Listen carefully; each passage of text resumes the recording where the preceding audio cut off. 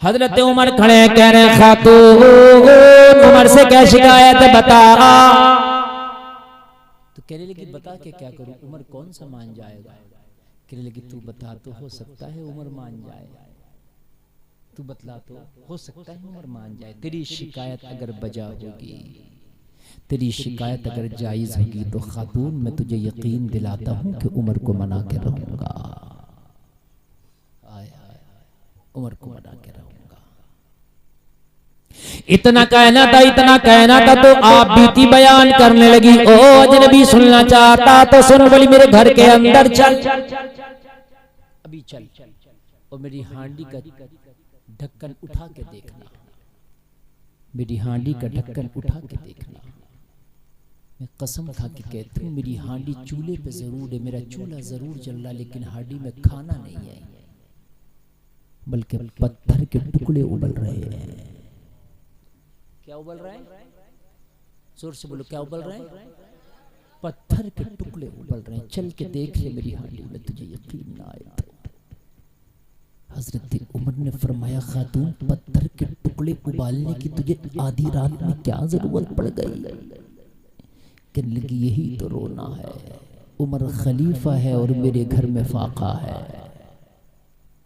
उमर खिलाफत की कुर्सी पे बैठा है, मेरे बच्चों में फाका है। कहने लगी अजनबी बात ये है कि मेरे बच्चे भूख से ज्यादा बिलबिलाने लगे, ज्यादा बिलकने लगे। बच्चे हैं क्या दूं, मेरे बच्चे मुझे नोच रहे थे, मेरे बच्चे मेरे कपड़े फाड़ रहे थे, माँ खाना चाहिए, बच्चे हैं क्या करूं। फिर पता मैं क्या करती हूँ अजनबी, मैं चूल्हे पे हांडी रखती हूँ, हांडी में पत्थर के टुकड़े डाल के उबालना शुरू कर देती हूँ, अपने बच्चे को दिलासा देती हूँ बच्चों खाना बनने रख दिया, बनने वाला है। मेरे बच्चे हैं इंतजार करते हैं, फिर पूछते माँ कब बनेगा। मैं कहती हूँ थोड़ी देर और लगेगी। मेरे बच्चे फिर रोते रोते रोते रोते सो जाते हैं। ये मेरी हांडी का राज है। थोड़ी देर मेरे बच्चे और रोएंगे अजनबी, जो मेरे बच्चे रो रहे हैं ना, थोड़ी देर और रोएंगे।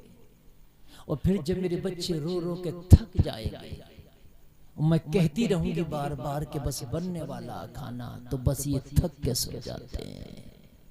फिर दिन निकलता है, मैं निकलती हूँ, किसी का झाड़ू पोछा करती हूँ, किसी के बर्तन साफ करती हूँ। किसी घर में अगर मुझे खाना बचा हुआ मिल जाए तो वो चंद लुक़मे मेरे बच्चों के पेट में जाते हैं। उमर ने तो कभी मेरी खबर ही नहीं ली। लोगों हजरत उमर ने इतना सुना, हजरत उमर की आंख में आंसू है। कहने लगे खातून दरवाजा बंद ना करना, हम अभी आते। खातून को इतना कह के हजरत उमर बैतुल माल तशरीफ ले गए। बैतुल माल हजरत उमर अंदर दाखिल हुए। बैतुल माल का जो मुहाफिज था दरवाजे पे बैठा है। हजरत उमर इब्ने खत्ताब को देखा, आधी रात में उमर बैतुल माल में तशरीफ लाए हैं। पीछे पीछे चलने लगा, हुजूर खैर तो है, आज बैतुल माल का दौरा कैसे कर लिया, हुजूर का हिसाब किताब अभी लिया जाएगा, क्या हुजूर हिसाब का रजिस्टर लाऊं, क्या हुजूर हिसाब की डायरी लाऊं। इसलिए कि हजरत उमर जब तशरीफ लाते तो बैतुल माल का जो मुहाफिज था, बैतुल माल का जो मुंशी था, बैतुल माल का जो जिसके हाथ में निजाम था, उससे हजरत उमर हिसाब लिया करते थे। सोचने लगा आज उमर रात के अंधेरे में हिसाब लेने आए हैं। कहने लगा हुजूर रजिस्टर लाऊं क्या। हजरत उमर ने फरमाया आज हिसाब तेरा नहीं है, आज हिसाब उमर का है। सुभान अल्लाह, सुभान अल्लाह। आज हिसाब तेरा नहीं है, आज उमर का हिसाब मांग लिया है किसी ने। अल्लाह, आज उमर तुझसे हिसाब नहीं मांगने आया, आज उमर अपना हिसाब चुकता करने आया है। उमर से किसी ने उमर का हिसाब मांग लिया। कहने लगा हुजूर तो आपके हिसाब की डायरी तो यहाँ नहीं है, आपके हिसाब का रजिस्टर क्या यहाँ है। हजरत उमर ने फरमाया हाँ हाँ, उमर का हिसाब आज बैतुल माल से ताल्लुक रखता है। हजरत उमर ने आटे की बोरी उठाई, कांधे पर रखी, सब्जियां उठाई, हजरत उमर ने थैले हाथों में लटका लिए, बोरी कांधे पे लाद कर जब उमर बैतुल माल से निकलने लगी तो बैतुल माल का जो खादिम था, जो निगरा था, उमर के कदमों पे गिर गया। कहने लगा अमीरुल मोमिनीन, आप वो हैं कि जिसके बारे में नबी ने फरमाया मेरे बाद अगर नबी होता तो उमर होता। आप वो हैं जिसके बारे में नबी ने फरमाया आसमान के सितारों के बराबर किसी की नेकी है तो उमर की है। हुजूर आप अमीरुल मोमिनीन, हमारे होते हुए ये बोझा आप उठाए। हुजूर हमारे होते हुए ये बोझा आप उठाए। नहीं उठाने दूंगा हुजूर, ये बोरी मेरे कांधों पर रख दें, ये थैले मेरे हाथों में दे दे, मुझे बताएं कहां चलना है, मैं चलूंगा। अभी आपके सामने मैं अगर कोई चीज उठा लूं, अभी बिस्तर है, चारपाई है, और मैं उठा के कहने लगूं भाई बरांडे से इस आंगन में चारपाई डालना है मुझे, आप मेरे हाथ से चारपाई छीन लोगे? हजरत हम है ना, हम डालते हैं,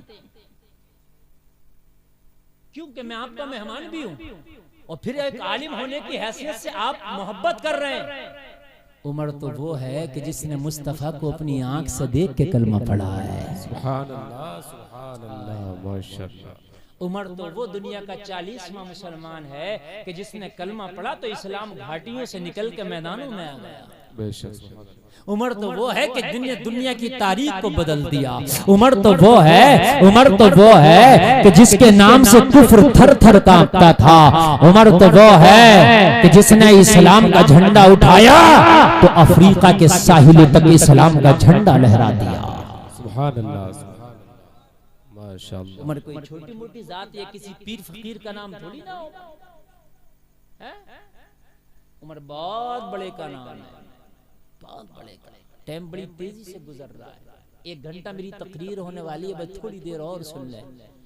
बात शुरू करूं कि टाइम ऐसे गुजर जाता पता नहीं चलता। ऐसी एक दिन हमारी जिंदगियां गुजर जाएंगी मेरे भाई, पता नहीं चलेगा, पता नहीं चलेगा। आपको लग रहा होगा मैंने अभी तकरीर शुरू की, मुझे भी लग रहा है अभी मैंने घड़ी देखी है 48 मिनट तकरीर हो गई।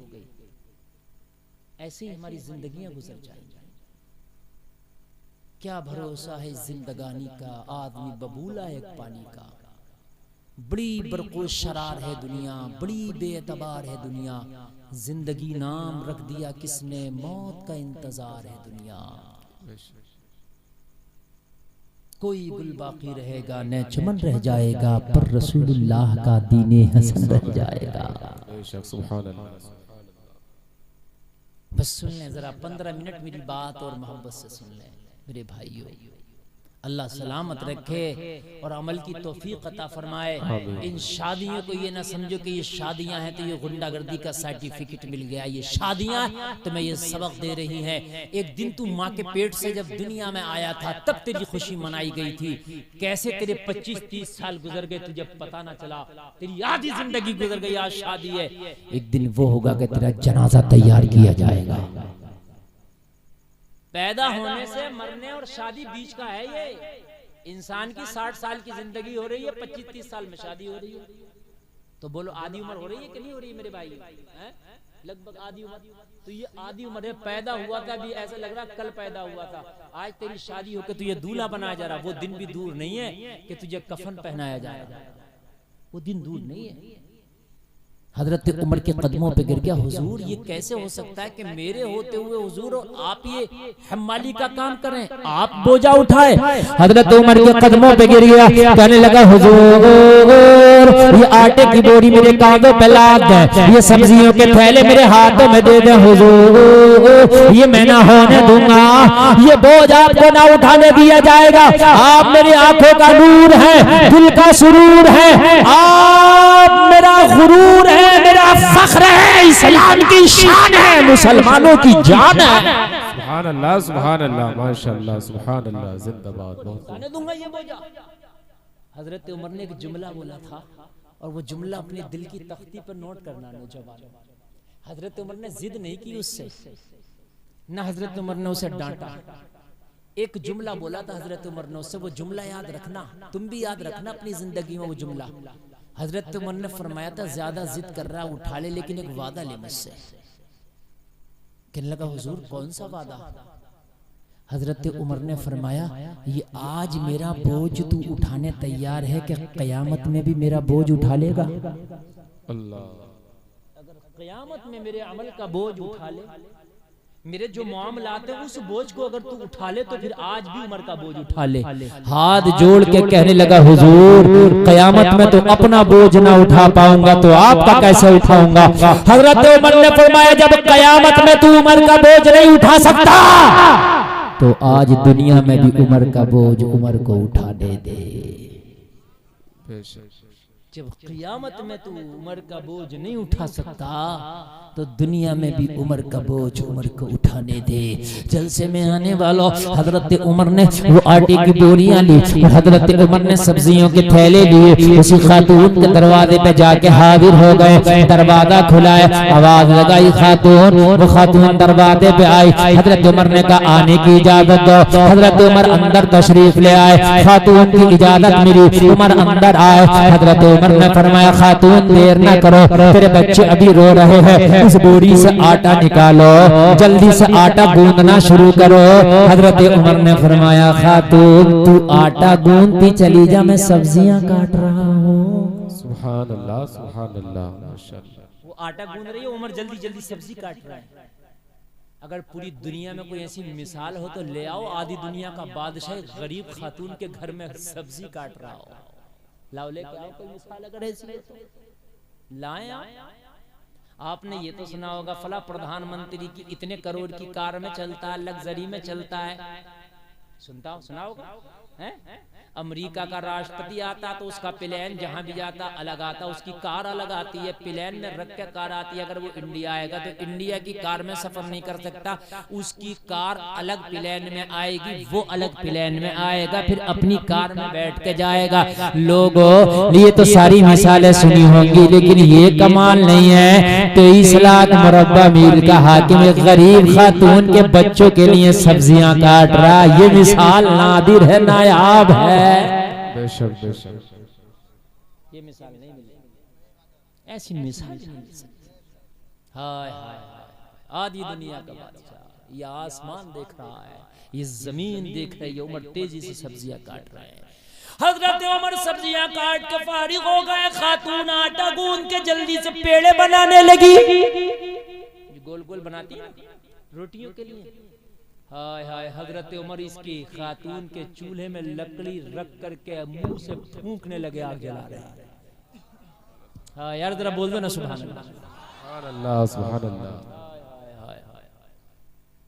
जरा गौर तो करें यार, जरा गौर तो करें, अपने दिल को कैसे उमर सुकून दे रहे हैं।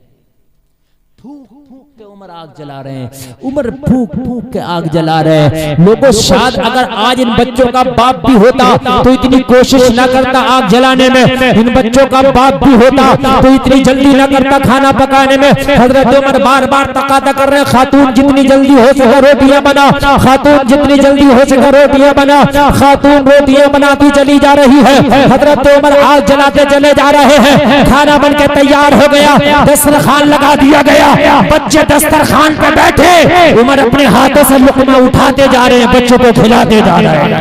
सुभान अल्लाह, सुभान अल्लाह, माशाअल्लाह, सुभान अल्लाह, बहुत वाह वाह वाह। लुकमा खिलाते जा रहे हैं, उठाते जा रहे हैं, खिलाते जा रहे हैं। बच्चे ने खा लिया, शिकम शेर हो गए बच्चे, पेट भर गया।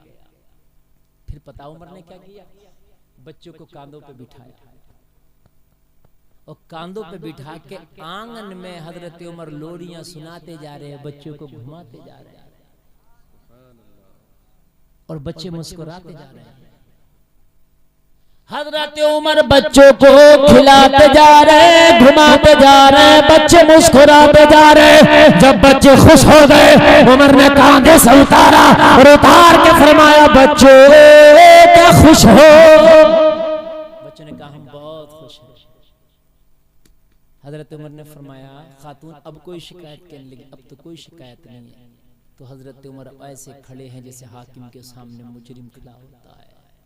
हाय हाय, और खड़े होके बड़े अदब के दायरे में हजरत उमर फरमाते हैं खातून तेरे बच्चों को खाना भी मिल गया, तेरे बच्चों का जो रोना था वो भी खत्म हो गया, तेरा चूल्हा भी अच्छे से जल गया।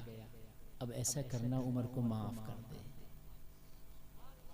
हाय हाय, अब ऐसा करना उमर को माफ कर दे, दरगुजर कर दे। कहने लगी ना ना ना ना, उमर को माफ नहीं करूंगी। मेरे घर का चूल्हा तूने जलाया, उमर ने नहीं पूछा। मेरे बच्चों को खाना तूने खिलाया, उमर ने नहीं खिलाया, उमर को तो नहीं माफ करूंगी। हजरत उमर फरमा रहे हैं खातून उमर की पर जिम्मेदारी बड़ी है, खिलाफत का बोझ उमर के कांधों पे। हो सकता है दिन भर उमर खिलाफत के कामों में उलझा रहता हो, रात को थक के उसे भी नींद आ जाती है। हाय हाय हाय, बशरी तकाज़े हैं उमर के साथ भी, बोझ ज्यादा है उमर के कांधों पे। हो सकता है तेरी खबर ना ले पाया हो, उमर को माफ कर दे। माफ करना अल्लाह को बड़ा पसंद है, माफ करने वालों को अल्लाह पसंद फरमाता। ना ना मैं माफ ना करूंगी, इतना जिद करने लग गई। हजरत उमर बार बार इसरार करने लग गए, उमर को माफ कर दे। उमर का इसरार बड़ा, खातून कहने लगी ओ नौजवान, उमर तेरा लगता कौन है कि तू उमर की इतनी तरफदारी कर रहा है, उमर की इतनी वकालत कर रहा है, बता उमर का किससे क्या रिश्ता है। हजरत उमर ने भर्राई हुई आवाज में फरमाया खातून उमर लगता नहीं है, उमर मेरा रिश्तेदार नहीं है, बल्कि तेरे सामने सरापा इल्तिजा बन के जो खड़ा है यही तो अमीरुल मोमिनीन उमर इब्न खत्ताब है। सुभान अल्लाह, नारे तकबीर, नारे रिसालत, मसलके आला गजरत, जिक्रे हजरत उमर फारूक आजम, जिंदाबाद जिंदाबाद। सुभान अल्लाह, माशाअल्लाह। यही तो उमर इब्न खत्ताब है, लगता नहीं उमर ही तो है जो तेरे सामने खड़ा है। अल्लाह अल्लाह। खातून ने इतना सुना तो खातून कुछ देर के लिए ऐसे सकते में पड़ गई जैसे जिस्म से रूह निकल गई। हजरत उमर मालूम है आप, ये वो उमर है कि जिनका नाम सुनते ही पसीने आ जाते थे। हाय मैंने उमर के साथ कैसा रवैया किया। कहने लगी उमर वाकई के तू उमर है? हाँ हाँ मैं उमर हूँ। अल्लाह अल्लाह। कहने लगी उमर मैंने तो बड़ी गुस्ताखी कर दी। हजरत उमर ने फरमाया कोई गुस्ताखी नहीं है, बस एक बार कह दे कि मैंने उमर को माफ कर दिया, उमर तुझसे खुश है। अल्लाह अल्लाह। कहने लगी उमर मैंने माफ कर दिया, मेरे अल्लाह ने भी माफ। सुभान अल्लाह, सुभान अल्लाह, माशाअल्लाह, सुभान अल्लाह। कहने लगी उमर मैंने तो सुना था तुझसे तो लोग बड़े डरते हैं, लेकिन लोग तू मैंने सुना था तुझसे लोग डरते हैं। उमर मैं तो देख रहा हूँ तू लोगों से डर रहा है। हजरत उमर ने फरमाया खातून दीन के मामले में उमर डरता भी है और दीन के मामले में उमर डराता भी है। बेशक दोनों काम है। तुझसे डरा ये भी दीन है, मुझसे लोग डरते हैं वो भी दीन है। बेशक। बोलो ना यार सुभान अल्लाह, सुभान अल्लाह। यार ये सिफत अपने अंदर पैदा करो ना, अपनी सिफत ऐसी पैदा करो कि लोग अगर कोई हराम काम करें तो डरें। बड़े भाई साहब आ जाएंगे, ताऊ आ जाएंगे, अब्बा आ जाएंगे, हराम काम करें तो लोग तुमसे डरें। ऐसे बनो, ऐसे बनो कि लोग तुम्हारा ख्याल करें, लिहाज करें, हराम काम ना कर सके तुम्हारी वजह से। और शरीयत का मामला अगर तुम्हारे ऊपर किसी का कोई हक है तो तुम डरो उस मामले में जब तक वो तुम्हें माफ ना कर दे। कहने लगी उमर तू तो बड़े नरम दिल का है। उमर मैंने तो सुना था कि उमर बड़े हार्ड दिल का इंसान है, बड़ा सख्त दिल इंसान है, मगर उमर तुम्हारी तबीयत में तो बड़ी नरमी है, उमर मिजाज में बड़ी नरमी है। हजरत उमर ने फरमाया उमर की सख्ती भी अल्लाह के लिए, उमर की नरमी भी अल्लाह के लिए। सुभान अल्लाह। उमर की दोस्ती भी अल्लाह के लिए, उमर की दुश्मनी भी अल्लाह के लिए। लोगों दोस्ती करो तो अल्लाह के लिए, दुश्मनी करो तो अल्लाह के लिए। नियत कर लो, शादी कर रहे हो, ये शादी करो तो इसमें नियत कर लो मैं शादी कर रहा हूँ, मेरे बच्चे होंगे उन्हें दीनदार बनाऊंगा। मैं शादी कर रहा हूँ इसलिए कि नबी की सुन्नत है। तेरी दुनिया की ख्वाहिशात भी पूरी होंगी लेकिन ये शादी तेरी इबादत हो जाएगी। समझ रहे हैं? एक शख्स ने अपना मकान बनाया, मकान बनाने के बाद उसमें रोशनदान लगाया, विंडो वेंटिलेशन होता नहीं। किसी ने पूछ लिया वेंटिलेशन किसने लगाया तो कहने लगा हवा आएगी रोशनी आएगी। पूछने वाले ने कहा हवा रोशनी तो जब भी आएगी जब तू ना कहेगा कि हवा आएगी रोशनी आएगी, वो तब भी आएगी, वो तो आएगी। तो फिर क्या कहूं कहने लगा नियत ये कर ले कि मैंने वेंटिलेशन इसलिए लगाया कि अजान की आवाज आया करेगी। ये वेंटिलेशन लगाना सवाब हो जाएगा, हवा और रोशनी फ्री में आया करेगा। भाइयों नियत बदलो, नजर क्या बदली, नजारा बदल गया। शादी भी करो तो नियत ये कर लो कि जो मेरी औलाद होगी दीनदार बनाऊंगा। शादी इसलिए कर रहा हूँ कि नबी की सुन्नत है ताकि गुनाहों से बच जाऊं। नबी की प्यारी प्यारी सुन्नत को अदा कर रहा हूँ। लोगों काम करो, नियत अच्छी करो, वो काम भी तेरा इबादत हो जाएगा। बिजनेस करो, नियत अच्छी कर लो, वो बिजनेस भी तेरा इबादत हो जाएगा। बेशक बेशक, सुभान अल्लाह, सुभान अल्लाह। समझ रहे हैं? अपने मफाद के लिए मत करो, अल्लाह के लिए करो। कहने लगी उमर एक बात तो बता दे, जब खाना खिलाई दिया था तूने तो मेरे बच्चों को कांधों पे बिठा के घुमा क्यों रहा था आंगन में? हजरत उमर ने फरमाया खातून तेरे बच्चे उमर की वजह से बहुत रोए, बहुत रोए, बहुत रोए। उमर बदला अदा कर रहा था। अगर उमर की वजह से रोए हैं तो उमर की वजह से मुस्कुराए भी हैं। तेरे बच्चे रोए हैं तो फिर मुस्कुराए भी तो हैं। हाय हाय बोलो ना सुभान अल्लाह। मुस्कुराए भी तो हैं। खुदारा कहीं ऐसा ना हो कि तुम्हें तकलीफ तुमसे किसी को पहुंच जाए और इसी हाल में तुम मर जाओ। लोगों मैदान महशर में वो तकलीफ का बदला वो हिसाब की सूरत में देना पड़ेगा। बड़ा खतरनाक है। अपने मामलात को साफ करके चलो। मैं अर्ज कर रहा था अल्लाह की हर चीज नेमत है। अल्लाह ने आंख दी नेमत, अल्लाह ने जबान दी नेमत, अल्लाह ने कान दिए नेमत, है ना भाई? अल्लाह ने आपको एक जबान दी, जबान में फिर आवाज दी, आवाज में भी कैसा सुरीलापन दिया। नेमत ही नेमत है, हर चीज अल्लाह की नेमत है। अच्छा कुछ चीज तो ऐसे कि आप अपनी फनकारी को निखार नहीं पाते। अल्लाह ने तुम्हारे अंदर क्या क्या फनकारी रखी है ये तुम्हें भी पता नहीं होता। ये चीज का तुम्हें भी पता नहीं होता। अल्लाह ने क्या क्या फनकारी रखी। ऐसा ऐसा दिमाग अल्लाह ने तुम्हें दे दिया, ऐसा ऐसा दिमाग दे दिया। जहाज किसी खबीस या जिन ने नहीं उड़ाया, इंसान ने उड़ा दिया है। बुर्ज खलीफा इतनी ऊंची इमारत बनाई है वो इंसान ने बनाई है। अल्लाह ने कैसे कि मैं दिमाग दिया है। अल्लाह बार बार फरमाता है इस सूरत में तो तुम दोनों अपने रब की कौन कौन सी नेमतों को झुटलाओगे? कोई एक दो नेमत है तेरे रब की? कोई एकाध नेमत है? तेरे रब की नेमतें इतनी अगर अपने जिस्म में शुमार करे तो तू अपने रब की नेमतों का शुक्रिया अदा नहीं कर सकता। नहीं कर सकता। मगर इंसान इतना बेएतमादा, इतना हबश का पुजारी और इतना खुदगर्ज हो गया है, इतना खुदगर्ज हो गया कि जितनी गुंडागर्दियां और जितना बड़ा बिजनेस शादी के नाम पे हो रहा है, इतनी ना गुंडागर्दी किसी नाम पे हो रही है ना इतना बड़ा बिजनेस किसी नाम पे हो रहा है। हाँ, सबसे ज्यादा गुंडागर्दी शादी के नाम पे, सबसे बड़ा बिजनेस शादी के नाम पर। मालूम है क्या? लेके हल्दी से मेहंदी तक, सलामी से विदाई तक, विदाई से सलामी तक और सलामी से फीता काटने तक हर जगह गुंडागर्दियों का बाजार गर्म है। नहीं हो तो मुझे बताया है? एक जगह में शादी में गया तो 75 लड़कियां पीले कपड़े पहन के घूम रही। ये सब पीले कपड़े क्यों? कहने लगे मौलाना हल्दी की रस्म है तो हल्दी की रस्म में तो कपड़े भी पीले पहनेगी। बताओ मुझे, अजीब मसले मेरे भाइयों। शादी भी खुदा की नेमत और खुदा के लिए रहमत और खुदा की तरफ, खुदा की रहमत और खुदा की तरफ से तुम्हारे लिए तोहफा है। शादी होती है तो तुम्हें इतनी कीमती चीज मिल जाती है, वो भी फ्री में। कोई अपनी बकरी का बच्चा पाले ना 1 साल और उससे कह दिए बकरी का बच्चा मुझे फ्री में दे दो, देखो दे देगा क्या? सर फाड़ देगा तेरा। मैं गलत कह रहा हूँ, हंसने की बात नहीं, बता दो आप। उसके बकरी का बच्चा ले आना, कहना मुझे दे दे, ऐसे ही सर फाड़ देगा।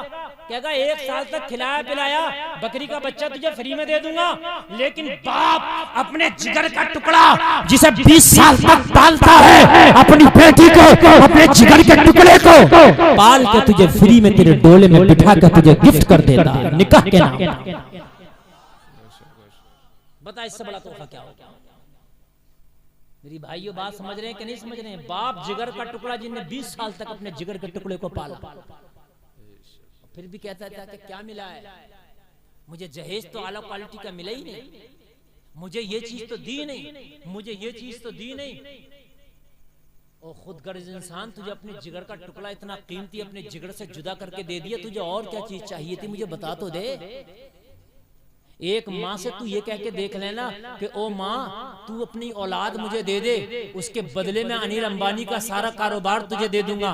खुदा की कसम खा के कहता हूँ शायद दुनिया में कोई एक माँ ऐसी ना नजर आए जो अपना बेटा तुझे अनिल अंबानी की दौलत के बदले में दे दे।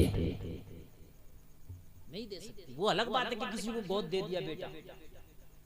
मेरे भाइयों इतनी कीमती चीज तुम्हें दे दी। अरे 5 मिनट और हैं तुम्हारे पास? हाँ है तो सुने आप। बात की आवाज ना आए।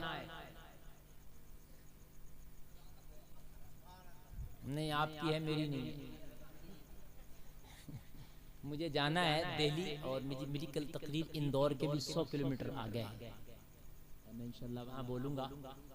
और ये मौलाना फैजान साहब बड़ी मोहब्बत रखते हैं हमसे और मेरी इनकी मार्फत हाजिरी हो गई और मेरी तबीयत मुतमईन है आज के इस प्रोग्राम से। मजमा अगरचे थोड़ा लेकिन प्रोग्राम बहुत कामयाब है।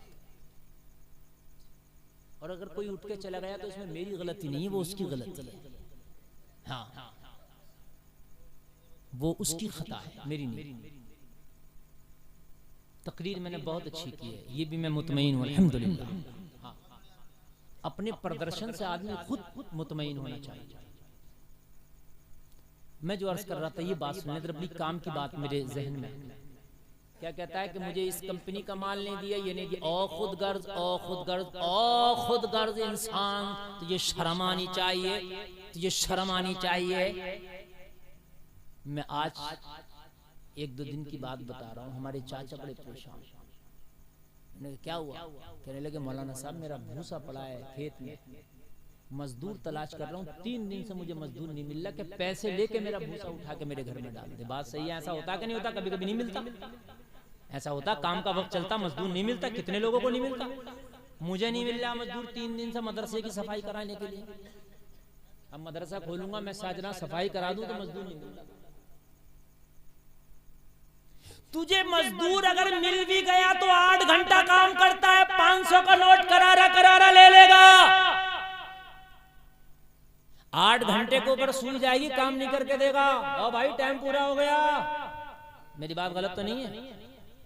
जिस बाप ने दुल्हन के रूप में तुझे अपनी बेटी दी है, खुदा की कसम इसकी सर्विस 24 घंटे तेरे लिए अवेलेबल है। 8 घंटा काम नहीं कर रही है। अगर रात के 2 बजे तू घर में वापस आया खेत से या अपने कहीं सफर से और तूने आकर अपनी बीवी को दस्तक दिया, खुदा की कसम हाजिर हो गई तेरे लिए। गरम खाना बनाया तेरे लिए, पानी लाई तेरे लिए, रोटियां बनाई तेरे लिए, कपड़े पहन के गंदे तूने किए, धुल धुल के प्रेस तेरी बीवी कर रही है। ला लेके तो मुझे कोई ऐसा मजदूर अगर जो 24 घंटे तुझे सर्विस दे दे। अगर 30 साल तेरे निकाह में रही, 24 घंटे अगर 500 के हिसाब से लगाओ तो 8 या 24, 1500 रुपए रोज की दहाड़ी हो रही है। अरे नहीं, बात हंसने की नहीं, बात समझने की है। अरे 8 घंटे के 500 ले रहा तो 24 घंटे के कितने हो गए? 1500 रुपए रोज। 30 साल के हिसाब तो लगा कितने हो गए? करोड़ों में। और एक बात और बताऊं, 1500 रुपए का मजदूर लाना और उससे कह देना मेरा बेटा लैट्रिन करेगा, वो भी धुलेगा, कहेगा 5000 रुपए भी ठोकर मार दूंगा। मजदूर हूं लेकिन तेरे बच्चे का पैखाना नहीं उठाऊंगा। लेकिन तेरी बीवी जो तेरे ससुर ने तुझे दी थी निकाह के नाम पर, वो तेरे बच्चे का पैखाना भी उठा ले। कहेगा बच्चा उसका भी है तो शरीयत से पूछ बच्चा किसका? शरीयत कह रही है बच्चा मर्द का। नसब माँ से नहीं बाप से चलता है। आधार कार्ड में माँ का नहीं तेरा नाम है।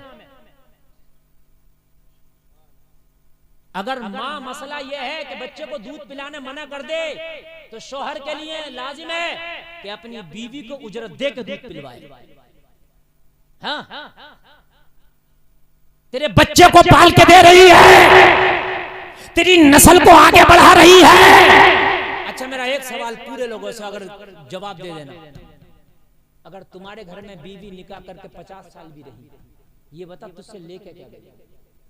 अलावा देने 24 घंटे सर्विस अवेलेबल, तेरे बच्चे पैदा किए, तेरे बच्चों को पाला, परवरिश किया, अपना खून अपने पिस्तान से दूध की शक्ल में तेरी औलाद को पिलाया, लेके क्या गई? ये बता, मरी तो 2 गज कफन का टुकड़ा लेके गई, वो भी उसके भैयों ने दे दिया, वो भी उसके भैयों ने कफन दे दिया, मायके वाले दे दे। तुझसे क्या लेके गई मुझे बता? तेरी नस्ल चला गई, तेरी औलाद को आगे बढ़ा गई, जो कुछ तेरे घर में किया वो तेरे घर में छोड़ गई। तू मरेगा, तेरी औलाद का नाम चलेगा।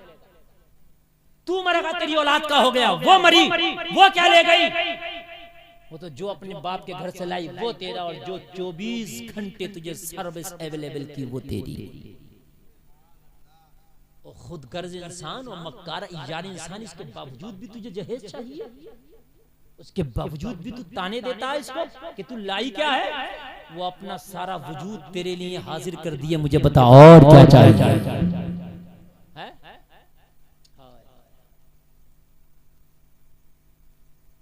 लोगों बताओ, सोचने की बात है कि नहीं है? सोचने की बात है यार। और क्या चाहिए मुझे बताओ? कुछ नहीं लेके गई वो तेरे घर से।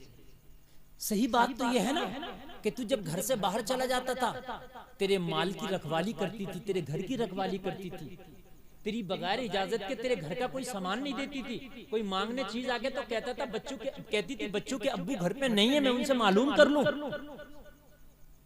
वो तो घर से भी जाती थी, पूछती थी मैं अपने मायके जाना चाहती हूँ, मेरे भाई का फोन आया, मुझे छोड़ दो मेरे मायके तक। यार उसने तो अपने आप को तेरा ऐसा गुलाम कर दिया था, ऐसी कनीज बना दिया था कि वो तो तेरी बगैर मर्जी के यार अपने घर तक नहीं जाती थी। मुझे बता, ऐसा कोई मजदूर और नौकर मिलेगा तुझे कोई?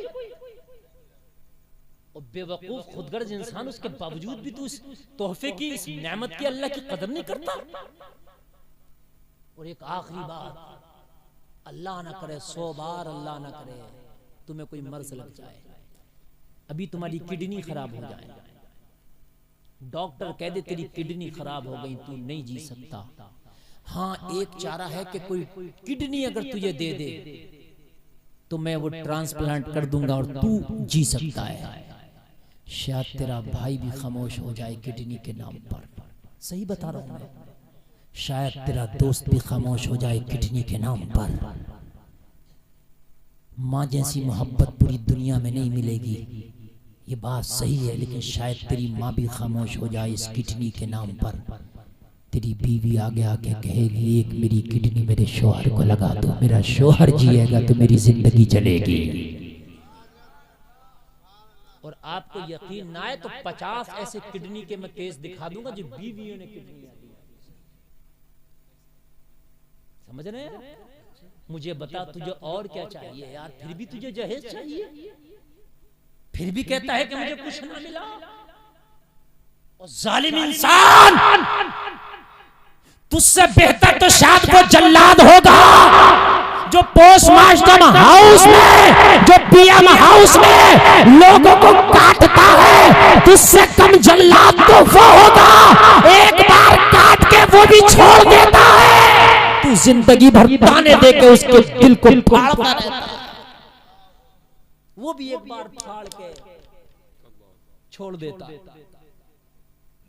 लेकिन तू जब उससे कहता है तेरे बाप ने क्या दिया, यार उसका कलेजा फटता होगा।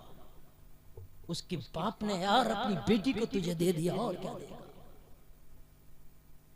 लोगों ये पैगाम लेकर के जाओ, खुदारा शादियां करो तो शादियां दौलत के लालच में नहीं, दीन के लालच में करो। दौलत तो तेरी किस्मत की कहीं ना कहीं से अल्लाह ने जो लिखी है तो मिल ही जाएगी।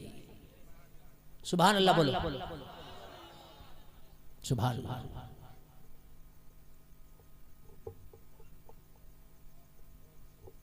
बस आखिरी बात बताऊं, मेरी तकरीर खत्म, बस 2-4 मिनट सुने। मैं अर्ज कर रहा था कि इंसान जब खुश होता है तो भूल जाता है, भूल जाता है, खुशी में भूल जाता है, अल्लाह को भी भूल जाता है, अल्लाह के पैगामात को भी भूल जाता है, सब भूल जाता है। लेकिन एक बादशाह ऐसा गुजरा, अल्लाह अल्लाह, कि उसकी हुकूमत चल रही है, उसकी हुकूमत का जमाना है, वो खुद बादशाह है, खुद बादशाह है। एक खातून उसके दरबार में आके खड़ी हुई, कहती है मैं तुझसे कुछ शिकायत करने आई हूं। बादशाह ने पूछा बता क्या शिकायत है, बता क्या शिकायत है। कहने लगी एक नौजवान रोजाना मेरे घर में आता है रात को, मेरी जवान बेटी है, वो जबरदस्ती मेरी बेटी से जिना करके जाता है, और मैं अगर उससे कुछ कहती हूं तो कहता है खबरदार जो तूने कुछ कहा मैं बादशाह का बहुत करीब हूं, ये धमकी देके जाता है, और मैं खामोश रह जाता। लेकिन अब मेरी गैरत जवाब देगी नहीं रहा गया, क्या बादशाह तेरा कोई करीबी है? बादशाह तख्त से खड़ा हो गया, तख्त से खड़ा हो गया। हारून रशीद तख्त से खड़े होकर बोला हो ज़ईफा, ये बात तू मुझे अब बता रही है, पहले ही जब ये हादसा हुआ तो क्यों नहीं बताया? मैं डर गई जब तेरा करीबी बताता है, मैं डर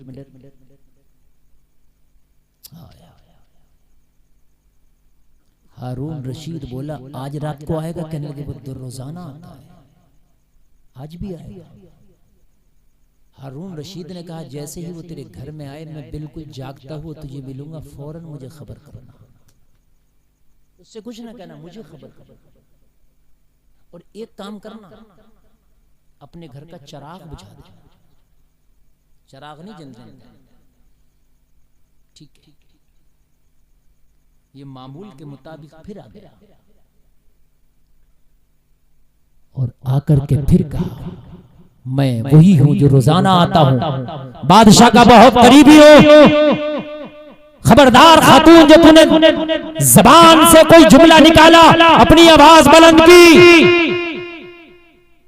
और उसकी बेटी के साथ अपना मुंह काला करने में लग गया। ज़ईफा खामोशी से निकली और हारून रशीद की बारगाह में जाके कहने लगी वो बादशाह वो आ गया, बस तलवार उठाई, कहा चिराग बुझाए, कहा चिराग मेरे घर का बुझाए, तलवार उठाई और बादशाह डायरेक्ट बूढ़ी के घर में दाखिल हो गया। और दाखिल होने के बाद मैं उस शख्स को पा लिया जो रोजाना खयानत करता था। बादशाह ने पाया, उसको पाते ही कोई मुकदमा नहीं, कोई कहा सुनी नहीं, डायरेक्ट तलवार से म्यान बाहर निकाली, उसका सर उड़ाया, लाश इसके कमरे में तड़प रही थी, गर्दन धड़ से अलग पड़ी थी। बादशाह ने कहा खलीफा, बादशाह ने कहा बूढ़ी चिराग जला, बूढ़ी ने चिराग जलाया, जैसे ही चिराग जलाया लाश पर बादशाह की नजर पड़ी, सजदे में गिर गया। हैरान हो गई बूढ़ी, चिराग बुझवाता है, गर्दन काटता है, जब लाश पर नजर पड़ती है तो सजदे करता है, क्या माजरा है? मर्दे कलंदर की बात अलग है, कहने लगी ओ बादशाह मुझे तेरी जुत्ती समझ में ना आई, मुझे तेरा मामला समझ में ना आया। चिराग बुझवाया तूने, फिर उसके बाद सजा दिया, और जब लाशे पर तेरी नजर पड़ी तो सजदे में गिर गया। कहने लगा जब तूने मेरे दरबार में शिकायत की तो मैं डर गया था। डर ये गया था कि मेरी हुकूमत में इतनी किसकी हिम्मत हो गई कि इतनी बड़ी जुर्रत कर रहा है, वो भी मेरी हुकूमत में। इतनी किसकी हिम्मत हो गई जो मेरे होते हुए इतनी जुर्रत कर रहा है कि तेरी बेटी के साथ मुंह काला करता है मेरे होते हुए, और मेरा हवाला देता। मैं डर ये गया था कि कहीं ऐसा तो नहीं मेरा खुद का बेटा ये जुर्रत कर रहा, क्योंकि इतनी बड़ी जुर्रत तो मेरा बहुत करीबी ही कर सकता है जो तुझे धमकियां दे रहा था। मैं डर गया था। मैंने चिराग बंद करने के लिए इसलिए कहा कि हो सकता है कि वो मेरा बेटा ही हो, जो ये खयानत कर रहा मेरा बेटा ही हो। अगर मैं जाके देखूं और मेरी आंखें देखें मेरा बेटा है, तो कहीं ऐसा ना हो कि मेरे इंसाफ की तलवार बेटे की वजह से रुक ना जाए। बेटा है, कहीं शफकते पिदरी गालिब ना आ जाए। बेटा है, कहीं मेरा हाथ सर कलम करने से रुक ना जाए। इसलिए मैंने कहा था चिराग बंद कर देना, ताकि मेरा हाथ ना रुके, ताकि इंसाफ की तलवार ना रुके, ताकि इंसाफ का तराजू ना झुके। जब मैंने चिराग बंद कराया, मैंने इसका सर कलम कर दिया। मैंने कहा चिराग जला। जब तूने चिराग जलाया मेरी नजर पड़ी तो वो मेरा बेटा नहीं था। इसलिए मैंने अल्लाह का शुक्र अदा किया कि तूने मेरे बेटे को इस बुरे काम से बचा लिया। तो मैंने उस अल्लाह का शुक्र अदा किया। भाई अगर किसी के साथ कोई हादसा हुआ करे ना, तो जो बहुत से लोग खुशियां मनाते हैं, कहते हैं अब फंसा, बहुत उड़ जाता, अब आया मजा। खुदारा ये जुमले ना कहा करो। हो सकता है कि इस परेशानी में तू भी मुब्तला हो जाता। किसी की परेशानी को देख के भी अल्लाह का शुक्र अदा किया। अगर तेरा शुक्र है कि तूने मुझे इस परेशानी में मुब्तला नहीं किया, है कि नहीं? किसी की बीमारी देख के भी शुक्र अदा किया करिए, अल्लाह तेरा शुक्र है तूने मुझे इस बीमारी में मुब्तला नहीं किया। लोगों, ये जिंदगी तेरी एक अमानत है। तू एक मुसाफिर है, अपने मंजिल पर चल रहा है। तेरा एक रास्ता है, इहदिनस सिरातल मुस्तकीम, इसी रास्ते पर चलता रहे। ये रास्ता अगर तेरा सीधा हुआ तो इंशाअल्लाह तेरी मंजिल जन्नत होगी। रास्ते से भटका तो तेरा ठिकाना जहन्नम होगा। अल्लाह इस शादी को खुशियों से भर दे मेरा मौला। कहने सुनने में कोई खता हुई है तौबा करता हूँ, माफ फरमाए मेरा मौला। कलमा पढ़े ला इलाहा इल्लल्लाह मुहम्मदुर रसूलुल्लाह। इस्लाम